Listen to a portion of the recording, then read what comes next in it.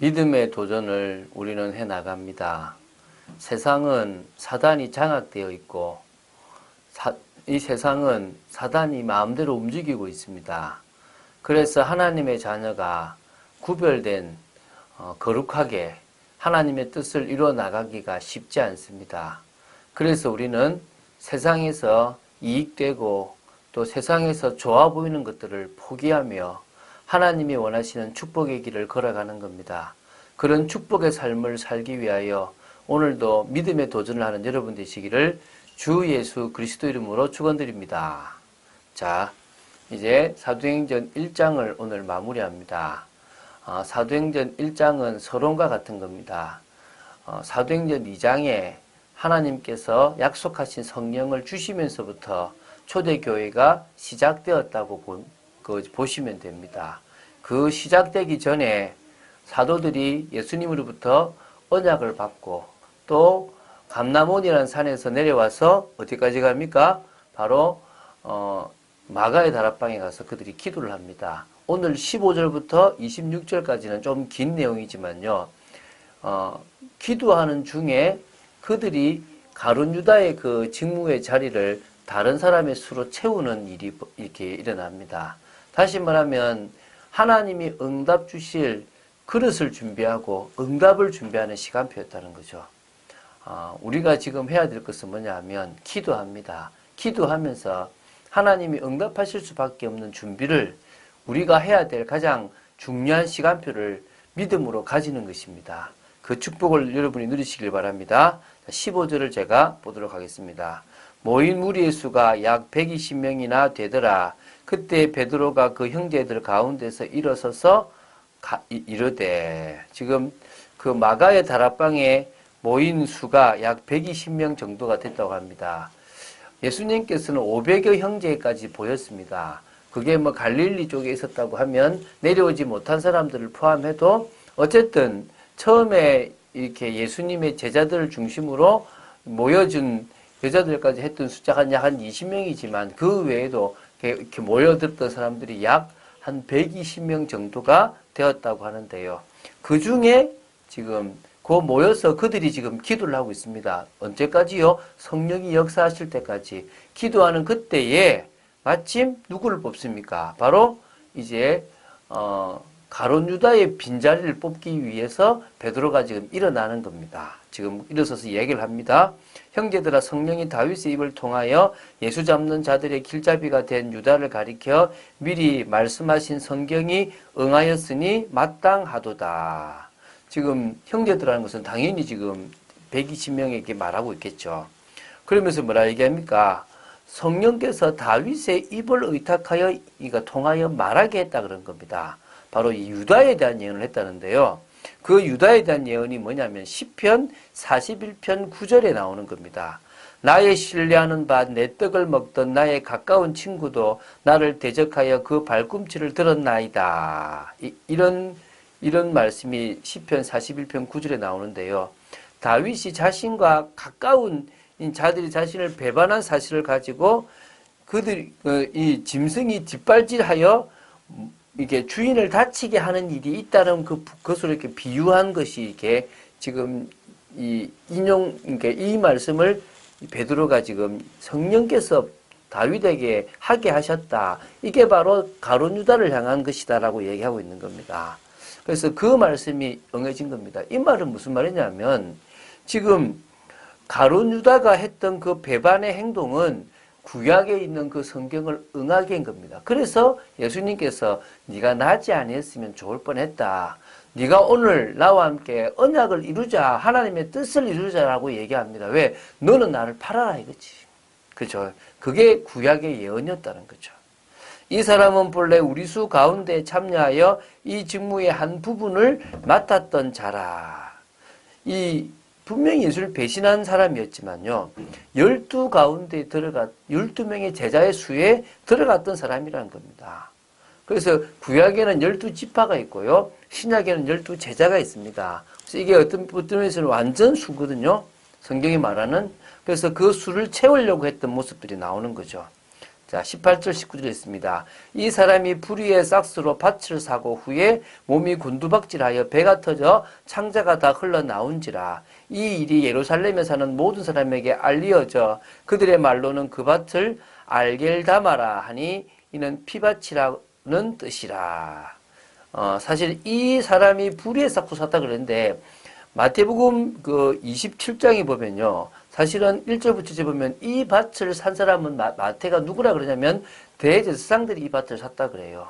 그런데 이 값의 주인이 원래 누구 거란 말이죠? 유다 거니까 유다가 샀는데 이곳에서 이 밭을 산 후에 이제 이 밭은 대제사장이 샀고 가룟 유다는 자살을 했는데요. 목매어 죽었는데 그 이야기를 들으면요. 목매다 주는데 나뭇가지가 이렇게 부러지면서 곤두박질 쳐서 이게 배가 어딥니까 이렇게 돌에 부딪혀서 창자가 터져 나왔다라는 그런 표현이라고 이렇게 얘기를 합니다. 어쨌든 그것 때문에 그 땅을 피밭 알겔다마라는 이름으로 한다는 거죠. 지금 있다는 겁니다. 그죠?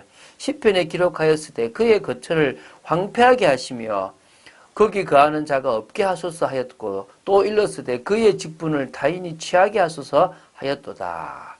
지금요 다윗을 통해서 지금 또 예언이 시작됩니다. 뭐라 해야 됩니까? 시편 69편 25절인데요. 이게 뭐냐면 하나님의 뜻을 대적하는 아이도벨의 배반적 행위를 이 지금 보면서 비판하는 또 그의 멸망을 예언한 부분이 바로 이 시편 69편 25절인데요. 베드로가 이 일을 유다가 하나님의 아들이신 예수 그리스도를 대적하는 것으로 본 겁니다. 그래서 25절에 저희 거처로 황폐하게 하시며 그 장막에 거하는 자가 없게 하소서라는 것까지도 탁 인용을 그대로 지금 하고 있는 겁니다. 그러니까 다윗이 이 정도로요 예언도 잘한 거죠. 이러함으로 요한의 세례로부터 우리 가운데서 올려져 가신 날까지 주 예수께서 우리 가운데 출입하실 때에 항상 우리와 함께 다니던 사람 중에 하나를 세워 우리와 더불어 예수께서 부활하심을 증언할 사람이 되게 하여야 하리라 하거늘. 지금요 12제자의 일원이 되기 위한 조건이 두 가지가 있습니다. 하나는 예수님의 공생의 기간을 함께 한 사람이어야 한다는 겁니다. 그렇죠, 그죠? 예수님의 공생의 기간을 봐야 되는 거예요. 두 번째, 예수님의 부활하신 예수님을 목격한 자여야 한다는 것입니다. 그래서 이 두 가지의 조건으로 뽑혀진 가장 첫 번이고 마지막인 사람이 누구였단 말입니까? 바로 마띠아였다는 겁니다. 그 뒤에 이야기가 나옵니다. 자, 그들이 두 사람을 내세우니 하나는 바사바라고도 하고 별명은 유수두라 하는 요셉이요 하나는 마띠아라. 그들이 기도하여 이르되 뭇 사람의 마음을 아시는 주여 이 두 사람 중에 누가 주님께 택하신 바 되어 봉사와 및 사도의 직무를 대신할 자인지를 보이옵소서. 유다는 이 직무를 버리고 제 곳으로 갔나이다 하고 제비 뽑아 마띠아를 얻으니 그가 11사도의 수에 들어가니라. 자, 지금 두 명이 나왔죠. 바사바라고도 하고 유수도라고도 하는 요셉이라는 사람이 있었고요. 그리고 뭡니까? 마띠아라는 사람이 있었습니다. 마띠아는 여호와의 선물이라는 히브리스 이름입니다. 니세포루스라는 사람에 의하면요. 이 마띠아는 나중에 에티오피아에서 전도 활동을 했고 그곳에서 순교했다라고 합니다. 그리고 유세비우스에 의하면 마띠아나 이 바사바라고 하는 이 요셉은 모두 누가복음 10장 1절에 나오는 70인 중에 한 사람 중에 각 사람들이었을 거라고 이야기합니다. 사실은 바사바, 먼저 언급된 이 바사바가 더 유력한 인물일 수도 있었을 겁니다. 그런데 그들이 기도하고 제비를 뽑는데 하나님은 누구를 뽑게 하셨습니까? 마띠아. 그래서 바사바를 그러니까 이렇게 뽑았던 사람이든 또 바사바든 다 누구를요?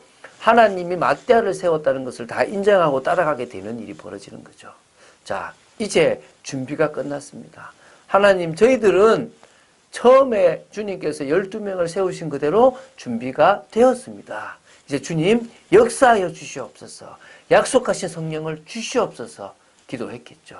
하나님은 이 기도에 맞춰서 오순절 날이 이미 이름에 그 날의 시간표가 딱 이름으로 말미암아 하나님은 성령을 허락하셨습니다.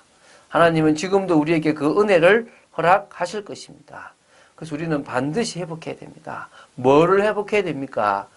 복음 가진 우리가 복음의 비밀을 누구보다도 사실적으로 알아야 된다는 겁니다. 여러분, 예수님을 왜 믿습니까? 병 나으려고 믿습니까? 외로움을 달래려고 믿습니까? 문제 해결하려고 믿습니까? 예, 그것도 있습니다. 그러나 그건 복음이 아닙니다. 뭡니까? 내가 그게 문제가 아니라 하나님 떠나고 죄 가운데 빠지고 사단의 종로로 된 근본 문제가 문제구나. 내가 이 문제 해결하기 위해서 하나님께서 보내신 메시아 그리스도를 내가 믿겠다. 믿습니까? 그게 복음 회복입니다. 그 복음을 회복한 사람이 진정으로 현장에 하나님이 예비한 모든 축복을 사실적으로 회복하여 누릴 수가 있는 겁니다. 그 일에 영적 비밀을 사용할 수 있는 그런 회복이 되어지는 겁니다. 그래서요, 다시 한번 복음 안에 있는 것을 맞아 누리자. 복음 안에 있는 것들을 우리가 누릴 수 있다. 끝나는 겁니다. 그리스도, 하나님의 나라, 성령 충만. 하나님은 우리가 이런 축복의 사람으로 바뀌길 원하십니다. 여러분, 응답받을 준비가 되어져 가십니까? 하나님의 역사를 기대하고 있습니까? 그렇다면 지금부터요, 하나님이 정말 부으실 수밖에 없는 그런 믿음의 사람으로 서 있게 되기를 주 예수 그리스도 이름으로 축원드립니다. 주는 그리스도시요 살아계신 하나님의 아들이심을 고백합니다. 하나님께서 예수님을 통하여 약속하신 그 성령을 그들에게 부어주셨는데 그들은 그들의 준비를 하며 하나님의 역사를, 성령의 역사를 기다렸습니다. 아버지 하나님, 저희들이 주님 앞에서 해야 될, 믿음의 사람으로서 해야 될 당연한 준비를 하며 응답을 기다리기를 간절히 소원합니다. 성령으로 역사하여 주시옵소서. 저희들의 현장이 바뀌는 축복을 누리기를 간절히 소원합니다. 주 예수 그리스도 이름으로 기도드립니다. 아멘.